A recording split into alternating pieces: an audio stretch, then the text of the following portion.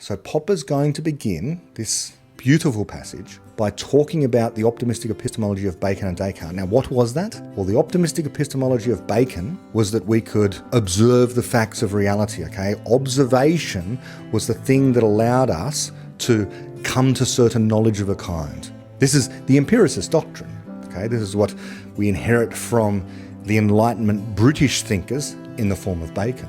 Descartes, the continental thinker, who thought that clear and distinct ideas, our reason, was able to give us truth in some way, deliver us the truth, the final truth, because our rational faculties would not allow us to err. So what does Popper say about these two great thinkers, and what did they lay the foundations of, or the beginnings of a particular movement, a revolution, an Enlightenment style of thinking? Let's read what Popper says, a passage, as I say, that I find unparalleled amongst so many other modern philosophers, contemporaries of Popper, much less people that came later, until David Deutsch. Popper wrote, quote, "Thus the optimistic epistemology of Bacon and Descartes cannot be true. Yet perhaps the strangest thing in this story is that this false epistemology was the major inspiration of an intellectual and moral revolution without parallel in history. It encouraged men to think for themselves. It gave them hope that through knowledge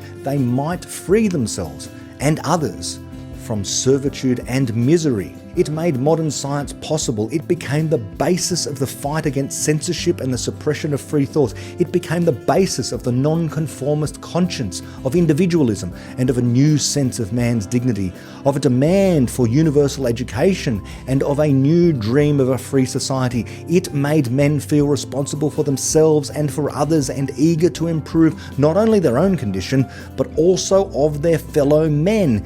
It is a case of a bad idea inspiring many good ones," end quote.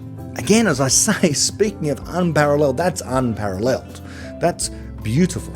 This idea that you don't need a certainly true, perfect foundation of an idea in order to spawn all of these other movements for progress.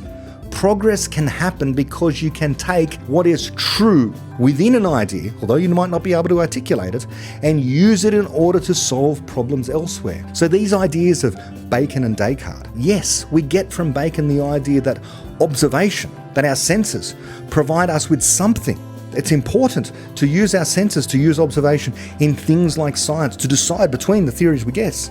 Yes, so Bacon was the first one to really emphasise this notion of empiricism. And as Popper says, he's an empiricist of a kind, just not that kind. He just thinks that observations are important. They're also theory-laden. And Descartes, the great rationalist, the continental rationalist, who said reason is the way in which we can get to the truth. Well, not quite, but reason is absolutely indispensable to the project of creating knowledge. And together you take what is good about these two, blend them together, and you get this Popperian view. And also all of this other great stuff that he's just mentioned there. The basis of the fight against censorship, the sense of individualism and man's dignity, the dream of a free society.